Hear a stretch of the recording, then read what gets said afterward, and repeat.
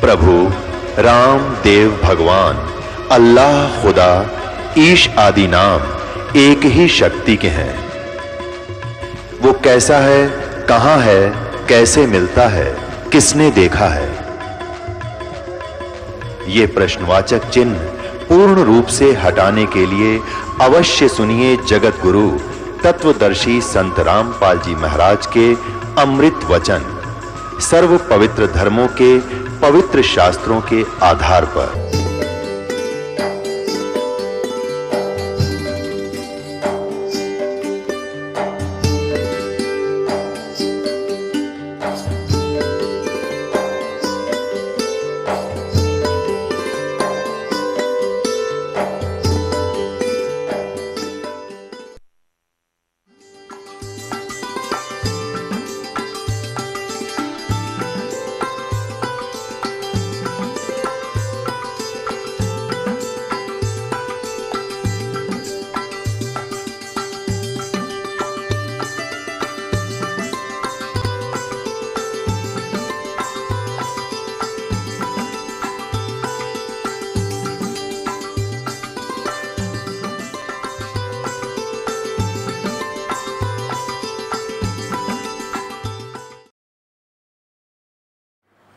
बोलो सतगुरुदेव की जय।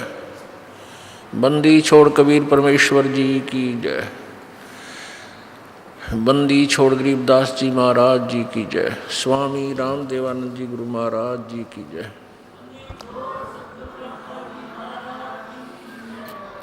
सर्व संतों की जय, सर्व भक्तों की जय, धर्मी पुरुषों की जय।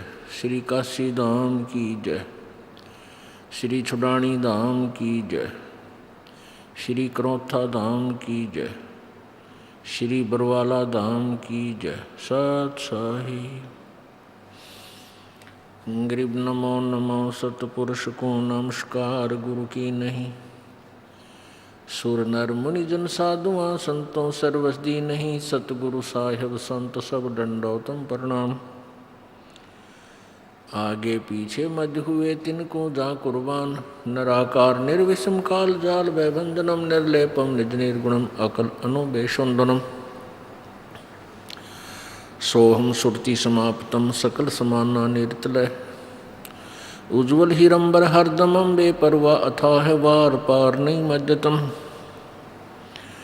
गरीब जो सुमरय सिद्ध होई गणनायक गलताना। करो अनुग्रह सोई पारस पद परवाना। आदि गणेश मनाऊं गणनायक देवन देवा।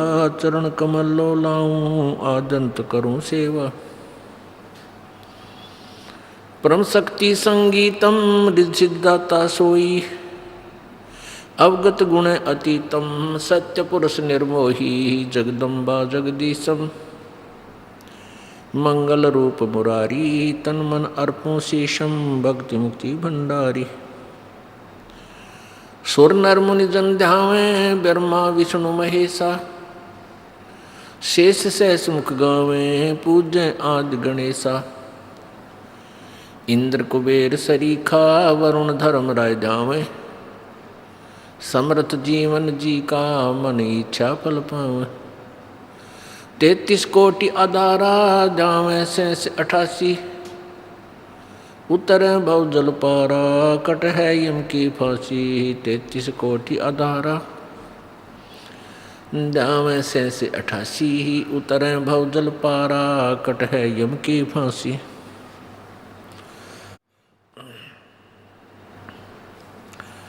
सत साहिब कर जोरूं विनती करूं। धरूं चरण पर शीसे। गुरु जी राम देवानंद जी महाराज ने दियो नाम बख्शीश। कोटि कोटि सिजदा करूं कोटि कोटि प्रणाम। चरण कमल में राखियो मैं बांधी जाम गुलाम। कुत्ता तेरे दरबार का मोतिया मेरा नाम है। गले प्रेम की जेवड़ी झांखे चोवा जाऊं मैं। तो करो तो बावड़ूं, दूर दूर करो तो जाऊं, जो राखो तो ही रहूं, जो देवो सो खाऊं। जय इब के सतगुरु मिले, सब दुख आँखों रो, चरणों ऊपर शीश धरूं, कहूँ जो कहनी हो। कबीर गुरु जी मिलेंगे, पूछेंगे कुशलात, आदि अंत की सब कहूँ, अपने दिल की बातें गुरु जी तुम ना भूलियो। चाहे लाख लोग मिल जाएं, हमसे तुमको बहुत हैं, तुमसे हमको नहीं, तुमरे विसारे क्या बने। मैं किसकी शरण में जाऊं, शिव ब्रंच मुनि नारदा, इनके हृदय न समाऊं, अवगुण किए तो बहुत किए,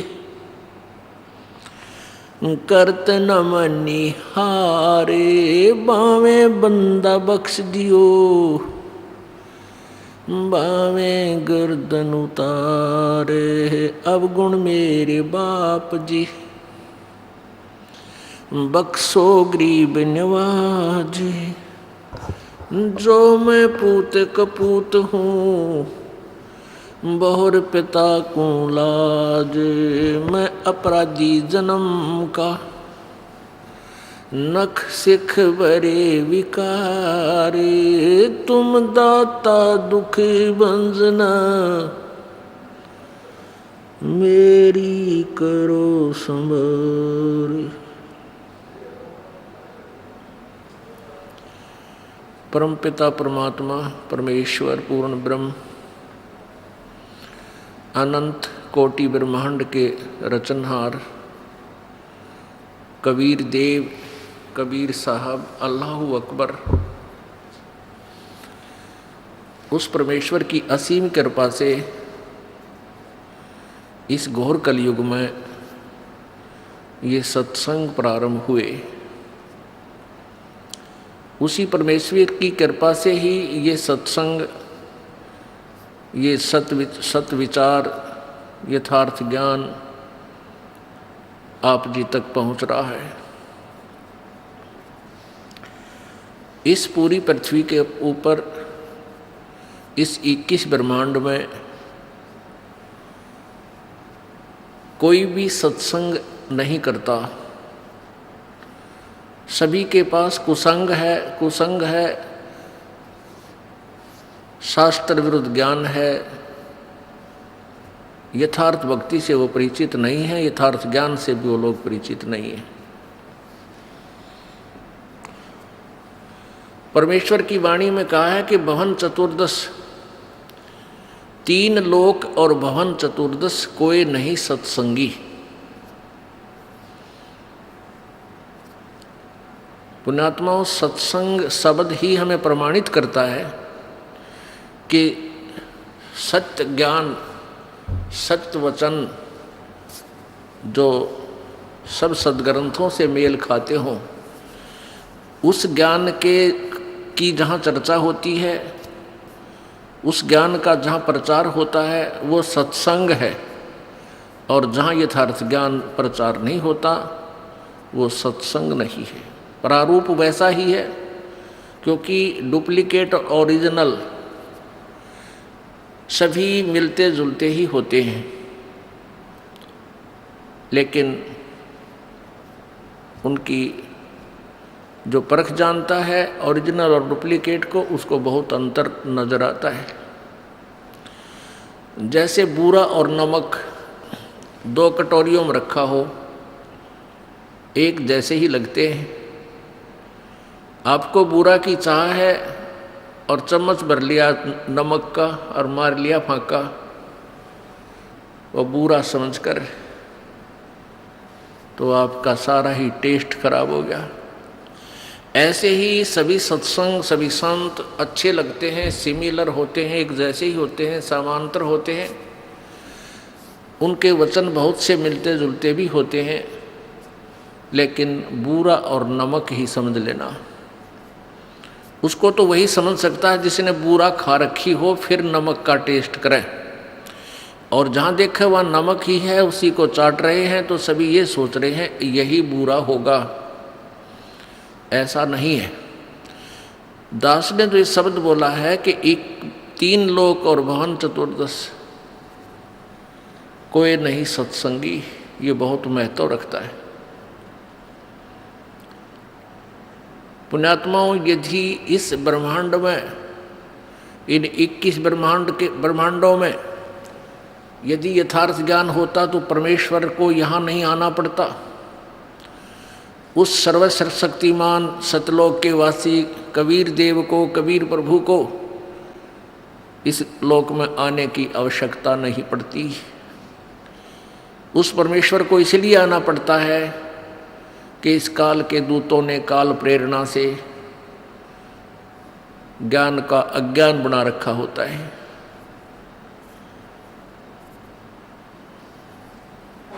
वो परमात्मा पूर्ण ब्रह्म, सर्व सृष्टि रचनहार, कुल मालिक कबीर देव, कबीर साहब अपनी प्यारी आत्माओं को अपने निज ठिकाने का, अपने मूल निवास का ज्ञान स्वयं ही कराते हैं। वो परमात्मा आकर के अपनी जानकारी आप ही बताते हैं। और कोई भी पृथ्वी पर ब्रह्मांड में यथार्थ ज्ञान से परिचित नहीं होता। पुण्यात्माओं, आपका सौभाग्य है कि आपको कलयुग के उस दौर में, कलयुग के उस समय में आपका मनुष्य जीवन है कि अब परमात्मा प्राप्ति सहज में हो सकती है। इसका कारण क्या है? परमेश्वर कबीर जी अपने सत्यलोक से चलकर यहाँ रूपांतर करके आते हैं। इस काल को धोखा देते हैं। वो पहचान नहीं सकता कि ये पूर्ण परमात्मा है। यहाँ एक साधारण से मनुष्य का रूप धारण करके वो परमात्मा यहाँ प्रकट होते हैं। कभी अपने पुत्र सहजदास का, कभी जोगजीत का, कभी ज्ञानी का रूप बनाकर वो रह रहकर अपने बच्चों को संभालने के लिए इस काल के लोक में आते हैं। तो परमात्मा जब सर्वप्रथम रूपांतर करके अपने पुत्र सहजदास का रूप बना करके आए थे, जहाँ पर ये काल भगवान 1 लाख प्राणियों का आहार करता है, वहाँ एक तपतशिला है, एक तवा होता है, जैसे अच्छा लंबा चौड़ा तवा हो, और वो अपने आप पत्थर की टुकड़ी है, अपने आप स्वतः गर्म रहती है, बहुत तेज गर्म रहती है। और ये काल 1 लाख मानव शरीरधारी प्राणियों के सूक्ष्म शरीर को उस तपतशिला पर डालकर इनसे गंध निकालता है, इनको खूब अच्छी तरह गर्म करता है। और ये प्राणी वहाँ तड़फते हैं बुरी तरह उस तपतशिला के ऊपर। और इनके अंदर से सारे जीवन में जो इन्होंने स्थूल शरीर से जो विकार किए, कोई आहार किया, सुल्फा, तमाकू, शराब पी, वो सब अंश उस सूक्ष्म शरीर में डिपॉजिट होता है। उसको वहाँ गर्म करके जीव के सूक्ष्म शरीर से निकालता है, तड़फ जैसे बहुत बुरी तरह मेल्ट कर देता है,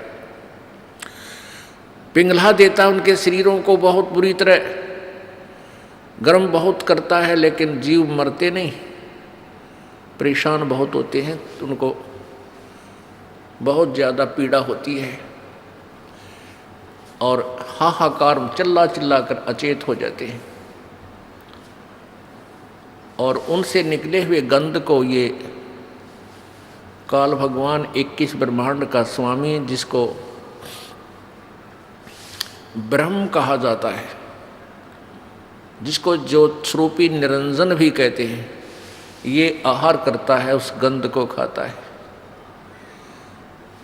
पुण्यात्माओं, यहाँ आप देख रहे हो, बकरा मार लिया, मुर्गा काट लिया, उसकी जान गई, तड़फ रहा है, और खाने वाला बनाकर उसको नमक मिर्च गिर के उंगलियां चाट रहा है, खुशी मना रहा है।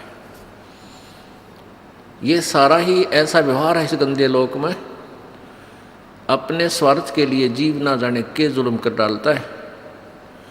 परमात्मा ने आकर यही बताया है कि जिस लोक में तुम रह रहे हो, ये रहने का ठिकाना नहीं है, ये बहुत ही गलत और गंदा स्थान है। यहाँ कोई भी व्यवहार ठीक नहीं है किसी भी प्राणी का। आप सतलोक में रहा करते थे, उसको छोड़कर आपने बहुत बड़ी भूल की है। उस गलती का सुधार कर लो और चलो वापस अपने सत्यलोक में, जहाँ कभी मृत्यु नहीं, कोई दुख नहीं, कोई कष्ट नहीं, कोई टेंशन नहीं, कोई रोग नहीं। लेकिन हम गलत ज्ञान से इतने रंगे जा चुके हैं, हम उन दंत कथाओं से, लोकवेद से इतने ओत प्रोत हो चुके हैं कि हम इस सत्य को स्वीकार करने को तैयार नहीं होते।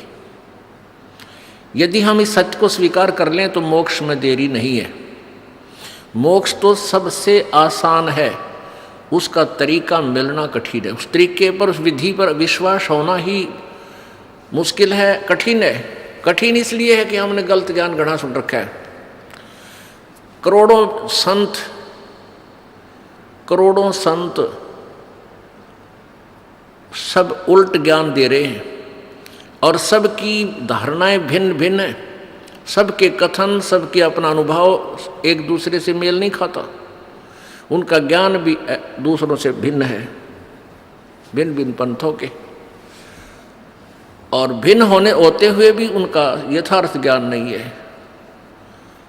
तो जिस कारण से आप जी उन संतों के सुने हुए ज्ञान को सत्य मानकर पूर्ण रूप से आश्रित हो चुके हो। परमेश्वर कबीर जी ने उन तपस्शिला पर जल रहे प्राणियों की दुर्दशा को देखकर वहां खड़े हुए और कहा कि हे बच्चों, तुम सतलोक के वासी हो और आप इस गंदे लोक में अपनी गलती से फंस गए। परमात्मा परमेश्वर कबीर जी जब वहाँ आकर खड़े हुए उस तपस्शिला के ऊपर, तो सभी प्राणियों के ऊपर जो वो दबाव था तपस्शिला का, वो अग्नि का जो प्रभाव था वो खत्म हो गया। जो ही अग्नि जो आंच लग रही थी वो निष्क्रिय हुई प्रभु की कृपा से, तो सभी प्राणी एकदम बैठ गए उस तपस्शिला पर, जैसे आम स्थान पर बैठे हों। लेकिन वह टुकड़ी उसी तरह उबल रही, गर्म है, बहुत गर्म है। प्रभु की कृपा से उनको वो आंच महसूस नहीं हो रही। तब उन्होंने देखा कि सामने कोई संत खड़ा है, कोई साधु खड़ा है। पुण्यात्माओं, हम परमात्मा की प्राप्ति के लिए चलते हैं तो हम सोचते हैं कि प्रभु साधु रूप में आता है, संत रूप में आता है, और ऐसा ही होता है। परमात्मा भी कहते हैं कि ना जाने किस रूप में परमात्मा मिल जावे। तो परमात्मा वहाँ खड़े सामने नजर आ रहे थे। उन्होंने प्रार्थना की कि हे प्रभु, हम यहाँ किस कर्म के दंड को भोग रहे हैं। तब परमेश्वर ने कहा, कबीर जी ने कहा, जो सहजदास रूप में वहाँ विद्यमान थे, कि बच्चों, तुमने सतलोक में एक गलती की थी। उस परमेश्वर ने वहाँ सृष्टि रचना सुनाई।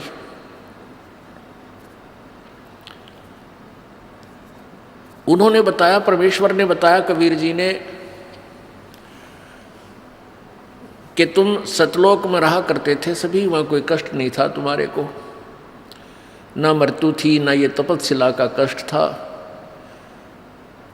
ना कोई रोग था, ना कोई कोढ़ था। किसी चीज का अभाव नहीं था आप जी को, तुम अपनी गलती से यहाँ काल के जाल में फंस गए।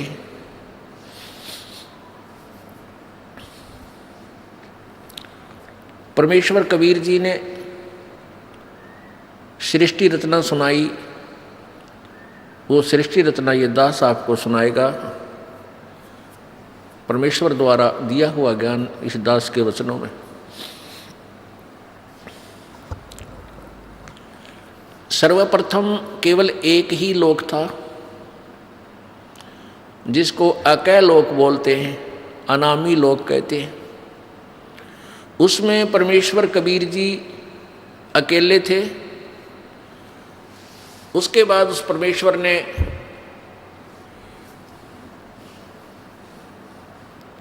एक से अनेक होने का ख्याल किया।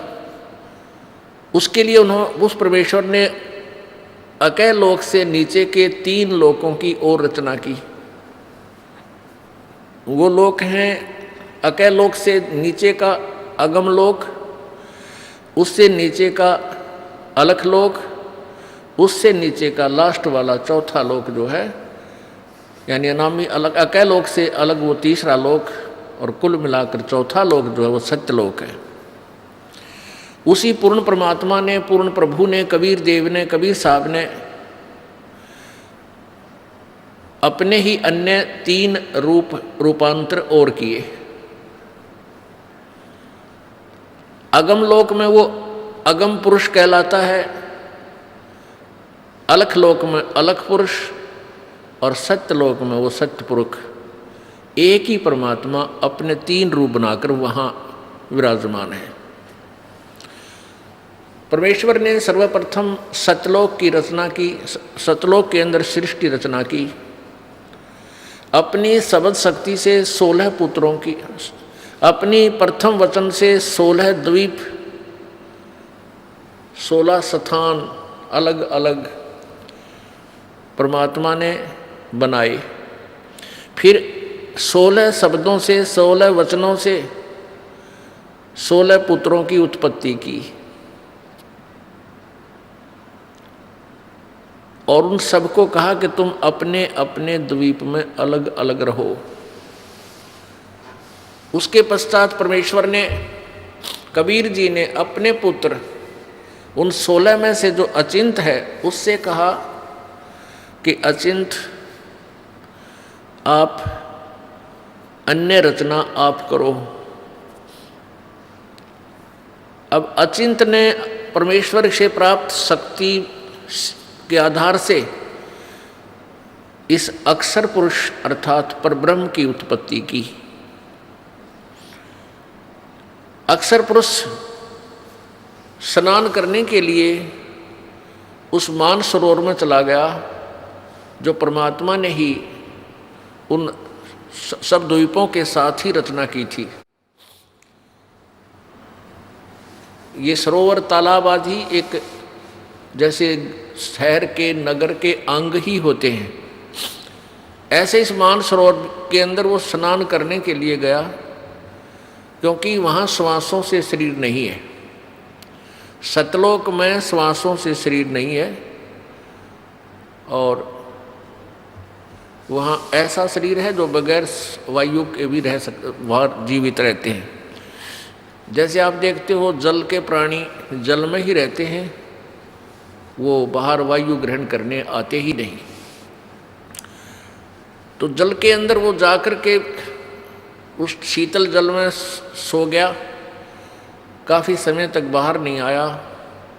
तब परमेश्वर कबीर जी ने, उस पूर्ण ब्रह्म ने, सत्य पुरुष ने, सतलोक के मालिक ने उस सरोवर से जल लिया, उसको अपनी शब्द शक्ति से एक अंडा बना दिया, और एक वचन से उसके अंदर एक आत्मा, अपने ही अंदर से एक आत्मा प्रवेश की। उस अंडे को जल में छोड़ दिया। वो अंडा गड़गड़ गड़गड़ करता हुआ जब जल के नीचे जाने लगा, उसकी आवाज़ से उस अक्षर पुरुष अर्थात परब्रह्म की निंद्रा भंग हो गई। जो ही उसने उठकर देखा, जिसकी अधूरी नींद कोई जाग जाता है तो उसको थोड़ा सा क्रोध होता है, और किसी आवाज़ से उठ जाता है तो उसकी तरफ उसका आकर्षण होता है और उसके प्रति उसको कुछ अक्षुब्ध होता है, दुख होता है। तो उस क्रोध के दृष्टि से, उस क्रोध दृष्टि से देखा, उसके क्रोध के तेज से वो अंडा दो भाग हो गया, और उसमें से वो ज्योत स्वरूपी निरंजन, ये ब्रह्म,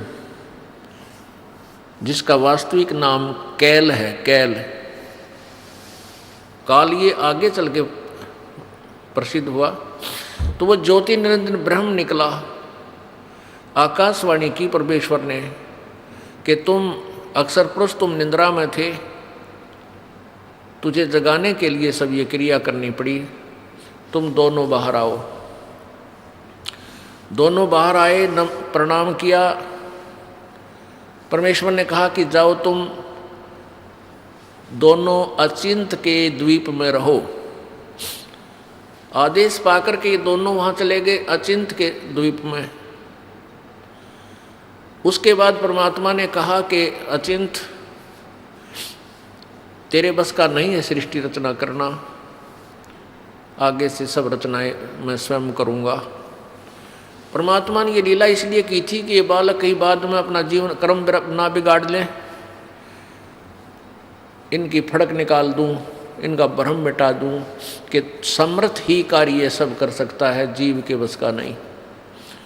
अचिंत चुपचाप बैठा रहा, अक्सर पुरुष वहाँ जा करके सो गया, उसके बस की बात नहीं, इसको कैसे जगाऊं। तो जीव जीव ही रहेगा और पीव पीव ही है, परमात्मा परमात्मा ही होता है। इसलिए परमेश्वर ने कहा कि अब तुम बीच में टांग मत अड़ाना, तुम्हारे बस का नहीं है कुछ भी, मैं स्वयं ही सब करूँगा। इससे परमात्मा ने उसके बाद हम सभी आत्माओं को, असंख्य आत्माओं को अपनी वचन शक्ति से वहाँ सतलोक में भर दिया। हम सभी वहाँ आनंद से रहने लगे, वहाँ कोई दुख नहीं था, कोई कष्ट नहीं था, किसी चीज़ का अभाव नहीं था।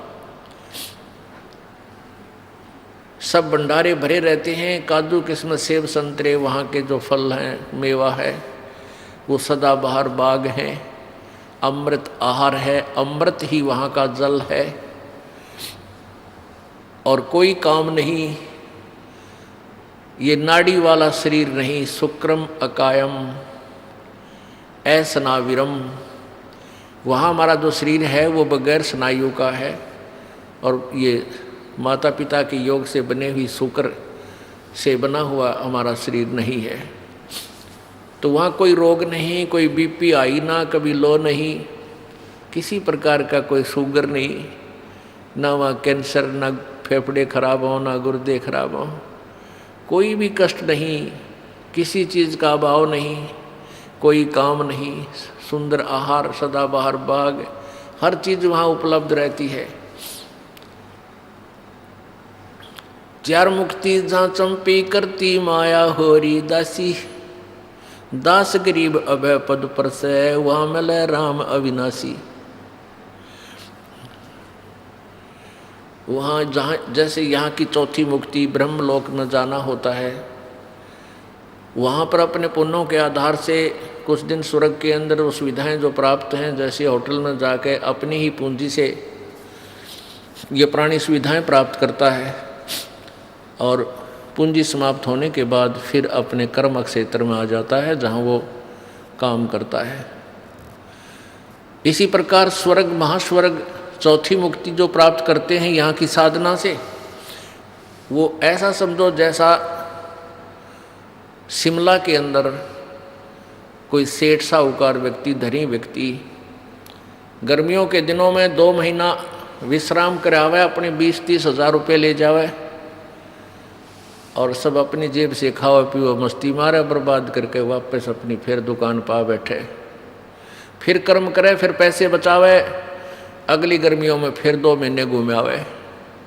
ऐसा यहाँ की स्वर्ग महास्वर्ग अर्थात ब्रह्मलोक तक की उपलब्धि है, प्राप्ति है, का फल है। तो परमात्मा कहते हैं सतलोक के अंदर वहाँ पर ये चारों मुक्ति सदा पड़ी रहे, कभी समाप्त नहीं हो। जो सुख यहाँ की चौथी मुक्ति प्राप्त प्राणी को है वहाँ आपका कभी समाप्त नहीं होगा, वो आपके चरणों में इतना सुख सदा रहेगा और सदा था।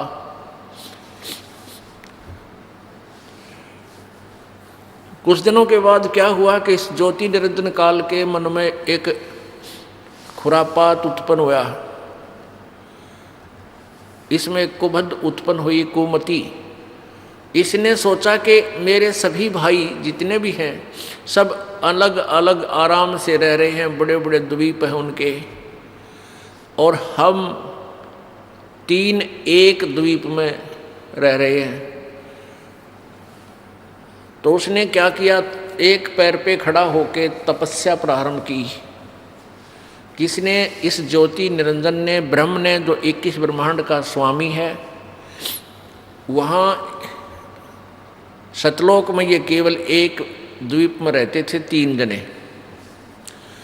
तो इसने 70 युग तक जब तप किया, और जब ये तप कर रहा था, हम इस काल के जाल में कैसे फंसे। पुण्यात्मा, ये परमात्मा कबीर उस पूर्ण ब्रह्म द्वारा बताई गई कहानी है। ये कोई बालकों की कथा नहीं, या भूतों की कहानी नहीं है, या फिल्म स्टोरी नहीं है। ये 100% यानी 100% सत्य है। आपको बताया कि आप जी ने वो अज्ञान इतना सुन रखा है, वो बकवाद इतनी सुन रखी है कि सत्य कथा को आप बकवाद समझते हो। ये सोचते तो बनावटी बातें हैं। बनावटी बातें बनाने की उस परमेश्वर को कोई आवश्यकता नहीं थी। हम बहुत बना रहे थे, बहुत अपनी अपनी डफली बजा रहे थे, तभी आकर के उस परमेश्वर ने हमें शिक्षा दी कि तुम गलत ज्ञान से रंगे जा चुके हो। प्रत्येक पॉइंट परमात्मा का एक एक शब्द सत्य है।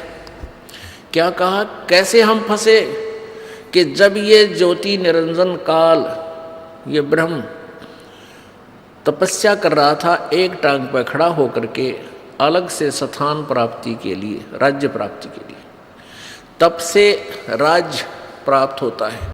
तो हम इसकी तरफ देख रहे थे, इसकी इस कला पर, इस अदा पर, इस एक्टिंग पर हम सभी आत्माएं आसक्त हो गए। हम इसको हृदय से पसंद कर बैठे। परमात्मा पूर्ण ब्रह्म कबीर जी ने, यानी सत्य पुरुष ने आवाज लगाई, आकाशवाणी की कि बच्चों तुम मस्त रहो, इसकी क्रिया पर ध्यान मत दो। अब परमपिता की आकाशवाणी आवाज सुनकर हम ऊपर से तो सावधान हो गए, परंतु अंदर से उसकी चाह मिटी नहीं।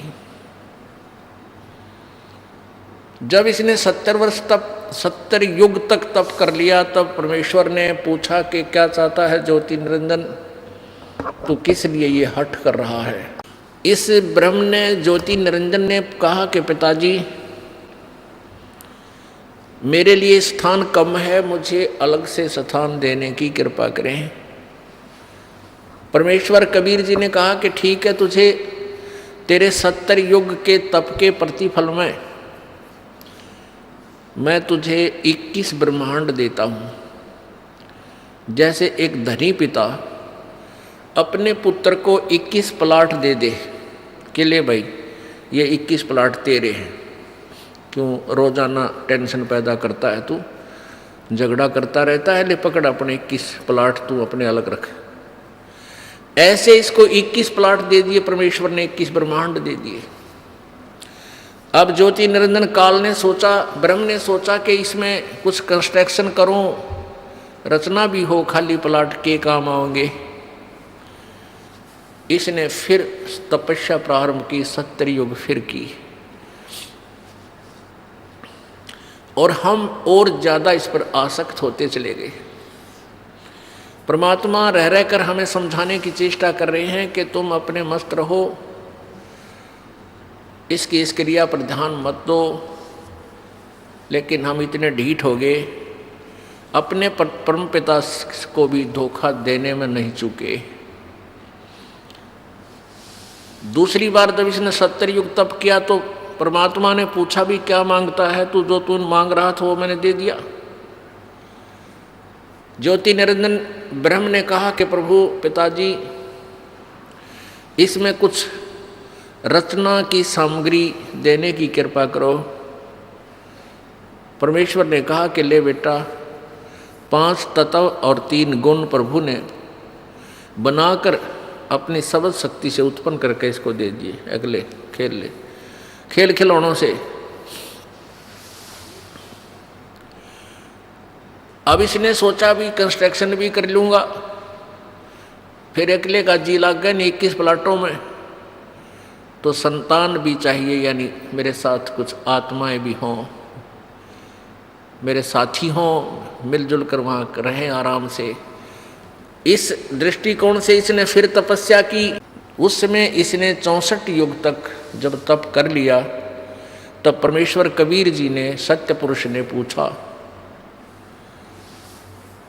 कि भी ज्योत निरंजन, जो तू मांगता था वो मैंने तुझे दे दिया, जो तूने मांगा वो मैंने तुझे दे दिया, अब क्यों हट कर रहा है, अब क्या चाहता है तू? तो ज्योति निरंजन ने कहा कि पिताजी मुझे कुछ आत्माएं दे दो, मेरा अकेले का जी नहीं लगता, दिल नहीं लग रहा। परमेश्वर ने कहा कि भी बात सुन ले ज्योति निरंजन, ये सभी आत्माएं मेरे बच्चे हैं, मेरा अंश है, क्योंकि मेरे वचन से, मेरे शरीर से ये बाहर आए हैं, मैंने उत्पन्न किए हैं। ये जीव नहीं दे सकता किसी कीमत पर, किसी भी तेरी क्रिया पर और किसी भी तप से जब से मैं ये नहीं दूंगा, मैं नहीं दे सकता, ये मेरी आत्मा है।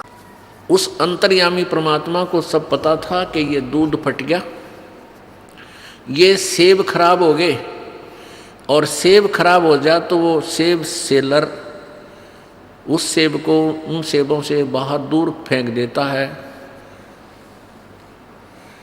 बाहर फेंक देता, उसको मंडी के खागड़ खाया करें, फिर पातला कुचला, कुत्ते खावें, गधे खावें। तो ऐसे हम सभी आत्माएं उस परमात्मा की दृष्टि से गिर गए, हम पतिव्रता पद से गिर गए, क्योंकि हम इस ज्योति निरंजन को अंतर आत्मा से चाहने लगे, और पिताजी के कहने के बावजूद भी हमने अपनी चाहत को वापस नहीं किया। पुण्यात्माओं, आप देखते हो ये रोग हमारा वहीं से लगा था।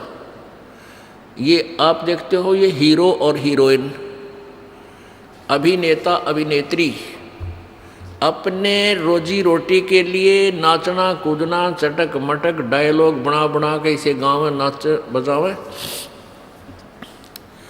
और हम उनके ऊपर आसक्त हो जाते हैं, युवा बच्चे।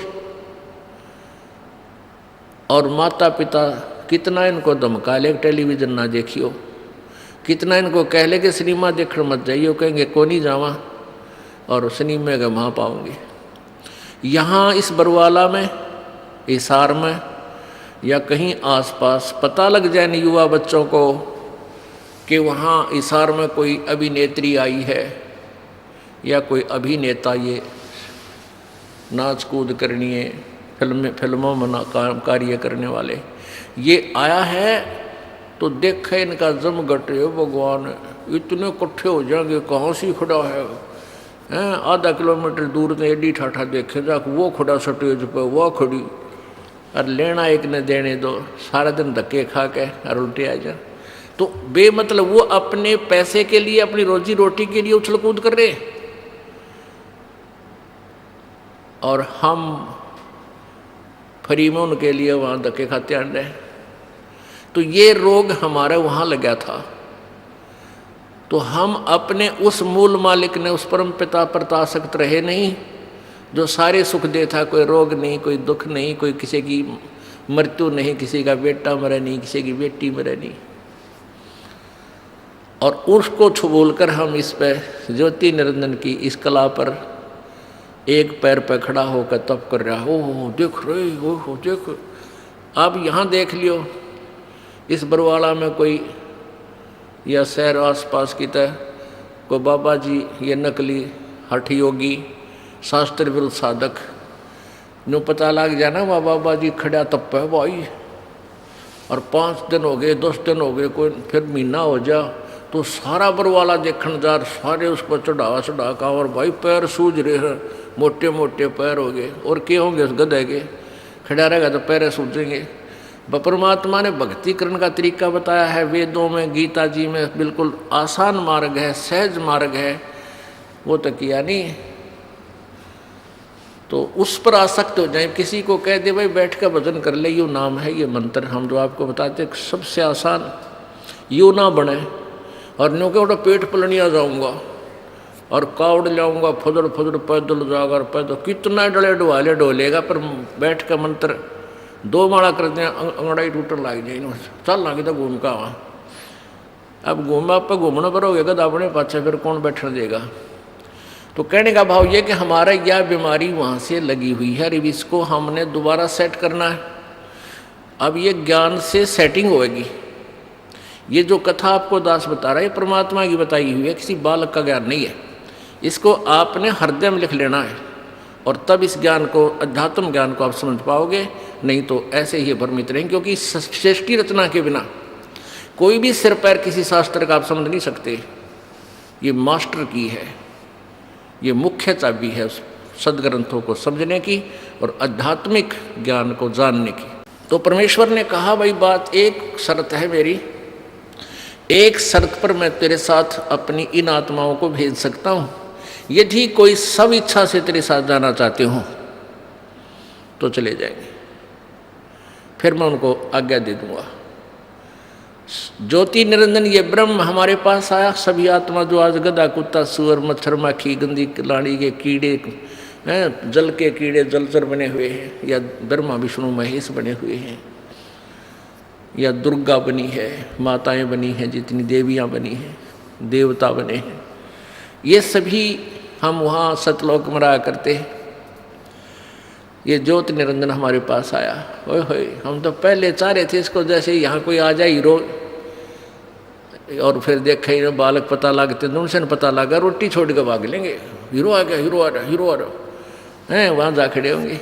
तो ऐसे हम सभी उसके चारों तरफ घूम गए, झूम गए। उसने कहा कि भाई ऐसा है, मैंने पिताजी से 21 ब्रह्मांड लिए हैं और उसमें रचना करने की सामग्री भी ली है, आप मेरे साथ चलोगे?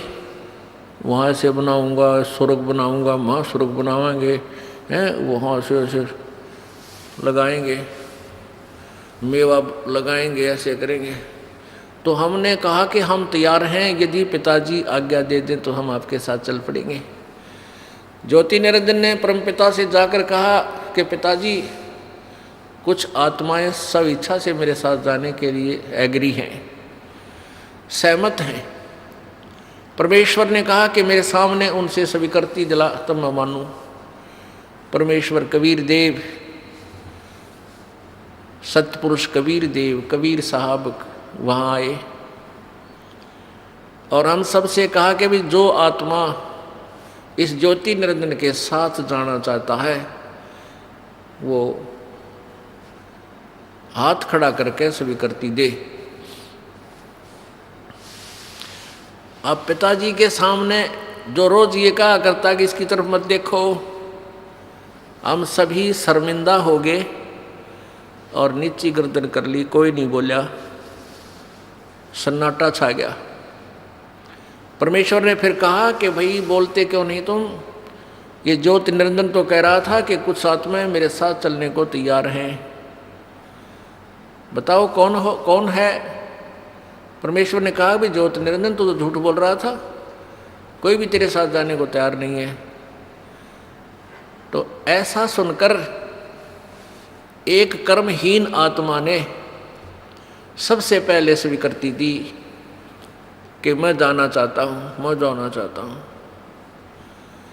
अब फिर हमने सोचा कि सारी लूट ये अकेला लूट जा, वो आत्मा अकेली ही लूट जा, तो फिर हमने भी सारा, जैसे बच्चे क्लास में नहीं होते, अध्यापक पूछता है भाई जिसका प्रश्न याद है वो हाथ खड़ा करे, पहले डरता डरता एक आधा कराया करे, फिर उसको देखते सारे कर दे हमारे पिटाई हो जा। तो सभी के हाथ लहरा रहे हैं। परमात्मा बोले भाई ठीक है, ज्योति निरंजन तू जा अपने ये 21 ब्रह्मांड जो प्लाट थे ये ऊपर ही थे सतलोक के अंदर एक कोने में बहुत दूर।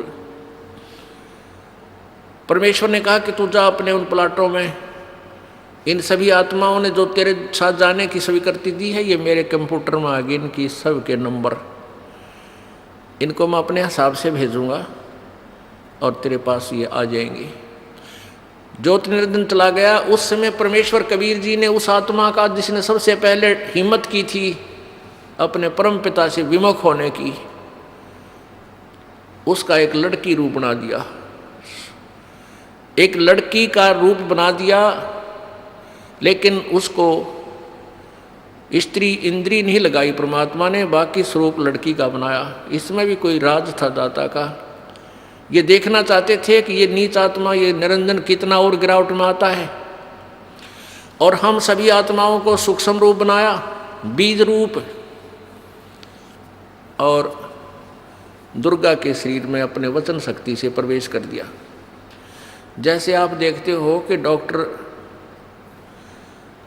डॉक्टर बताते हैं कि 1 मिलीग्राम ब्लड में अरबों खरबों जीवाणु होते हैं, और उस ब्लड को निकाल कर वो दूसरे में डाल देते हैं। अरबों खरबों जीवाणु एक से दूसरे में चले जाते हैं। ऐसे परमेश्वर ने अपने वचन शक्ति से यानी उस सिरंज से इंजेक्शन से वचन इंजेक्शन से सभी को सूक्ष्म रूप दे करके और उस दुर्गा के शरीर में प्रवेश कर दिया। उस लड़की का नाम प्रकृति देवी रखा। प्रकृति आगे चल के यही दुर्गा अष्टांगी आदि नामों से प्रसिद्ध हुई। त्रिदेव जननी यही प्रसिद्ध हुई। सभी आत्माओं को उसमें प्रवेश कर दिया। उस लड़की से कहा कि बेटी तेरे अंदर मैंने सभी आत्माओं को प्रवेश कर दिया है, और तेरे को मैं एक वचन शक्ति देता हूँ कि जितने जीव तू कहेगी उतने ही तेरे वचन से तेरे अंदर से अपने आप मेरी ताकत से मेरी पावर से मेरी शक्ति से बाहर आ जाएंगे और वो युवा शरीर में प्रकट हो जाएंगे। नर और मादा जितने भी तू चाहेगी बना देगी। और अपने पुत्र सहजदास से कहा कि जा सहजदास अपनी बहन को, वो सहजदास कौन है जो सबसे पहले 16 पुत्र उत्पन्न किए थे, उनमें से एक है सहजदास, कि जा इस लड़की को अपनी बहन को ज्योति निरंजन के पास छोड़या। अब सहजदास अपने परम पिता की आज्ञा पाकर अपनी बहन दुर्गा को लेकर के ज्योति निरंजन के पास गया। प्रभु आदेश से उसे कह दिया, और आदेश दिया था प्रभु ने जोगजीत को कि सहजदास को कि बता देना उसको कि इस लड़की के अंदर मैंने सब आत्माएं प्रवेश कर दी हैं, और इस लड़की को शब्द शक्ति दे दी है, जितने जीव तू कहेगा ये उत्पन्न कर देगी। सहजदास ने जाकर के ज्योति निरंजन से कहा कि परमेश्वर ने, पिताजी ने सभी जीवात्मा जो तेरे साथ आना चाहती थी सबको सूक्ष्म रूप दे करके बीज रूप में और इस लड़की में प्रवेश कर दिया है, और इसको शब्द शक्ति दे दी है कि जितने जीव ये तू चाहेगा ये उसी से मैं उत्पन्न कर देगी, नर और मादा। ऐसा कहकर के जो सहजदास वापस आ गया, वहाँ दुर्गा यानी ये प्रकृति और वो काल ज्योति निरंजन दोनों रह गए।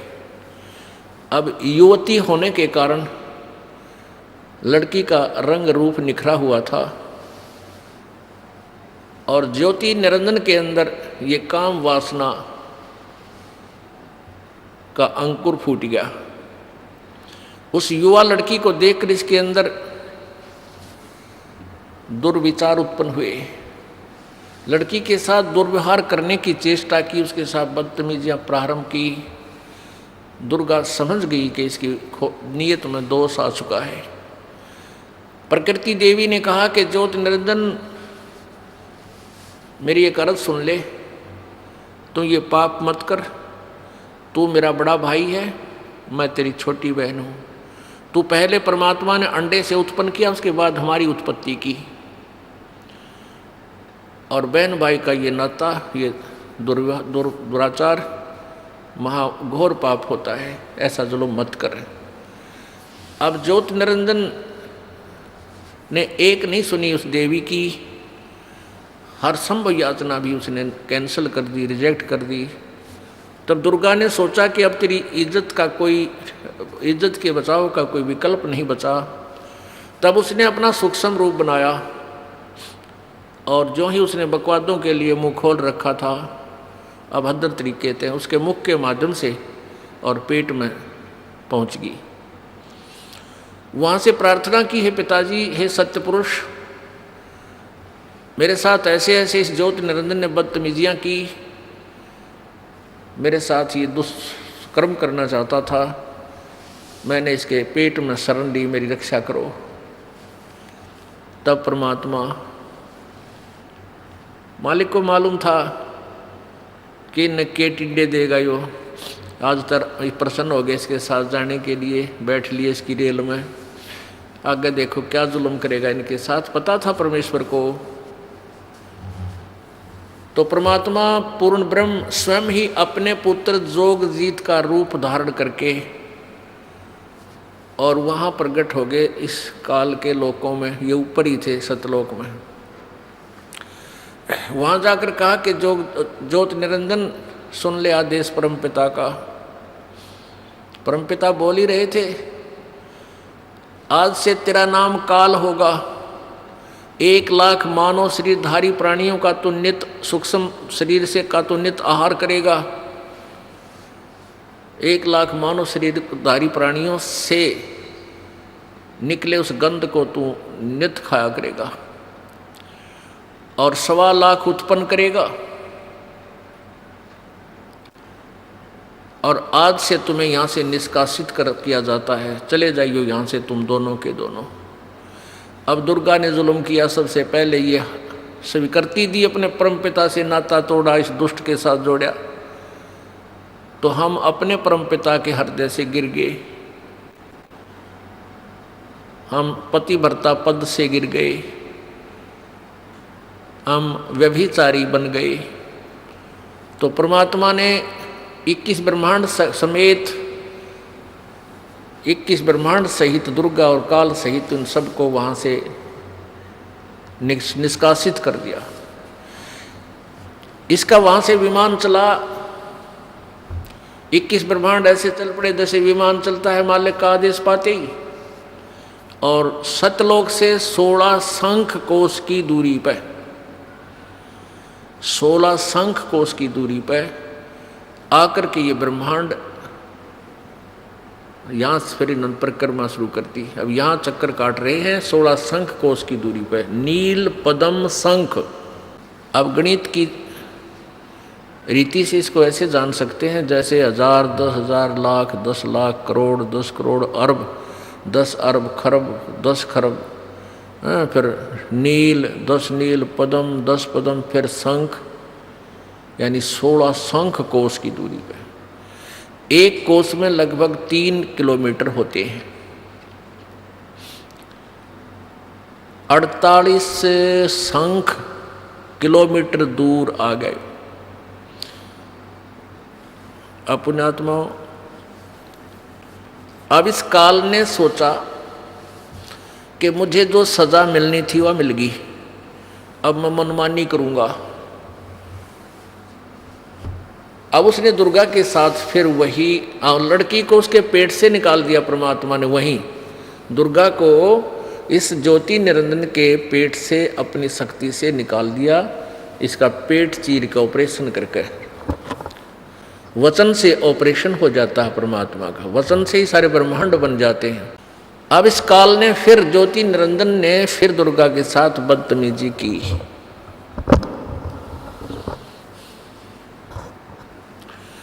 इसने फिर बदतमीजी प्रारंभ की। दुर्गा ने फिर प्रार्थना की कि ज्योति निरंजन, पहले तो तू मेरा बड़ा भाई, मैं छोटी बहन हुई, बहन हुई तेरी। और फिर मैं तेरे पेट से बाहर आई हूँ, तेरी बेटी होगी, कम से कम किसी एक नाते की तो शर्म कर। इसने एक नहीं मानी और अपने नाखूनों से, अपने पावर से लड़की का प्रजनन इंद्री बनाई और उसके साथ फिर जबरदस्ती शादी की। उससे ये 3 पुत्र उत्पन्न किए, रजगुण ब्रह्मा, सतगुण विष्णु, तमगुण शिव जी। तीनों को एक एक गुण युक्त कर दिया। अब पुण्यात्माओं, ये कथा है जो परमेश्वर कबीर जी ने बताई। अब इस कथा को यदि हम एज इट इज छोड़ दें, जो कि तो छोड़ दें, तो कोई नहीं माने और सब ये कहें ये तो दंत कथा है, बनावटी बातें हैं, ये कि कदे सुनी नहीं, आज तक किसी ने बताई नहीं, कहाँ प्रमाण है, हमें दिखाओ। तो ये दास आपको ढेर सारे प्रमाण दिखाएगा और उन्हीं सदग्रंथों में दिखाएगा जिसको आप श्रोधार्य मानते हो, एथेंटिक मानते हो, वास्तविक मानते हो। उनमें से कौन कौन से हैं? पवित्र गीता जी, पवित्र 4 वेद, पवित्र 18 पुराण, इनके अंदर, और 5वां वेद जो आपको सुना रहा है ये दास, सूक्ष्म वेद ये दास आपको सुना रहा है जो परमेश्वर ने, कबीर जी ने आके बताया। और आंखों देखा उन महापुरुषों का विवरण उनकी अमृतवाणी में, वो भी प्रमाण आपको दिया जाएगा जिनको परमात्मा का साक्षात्कार हुआ है।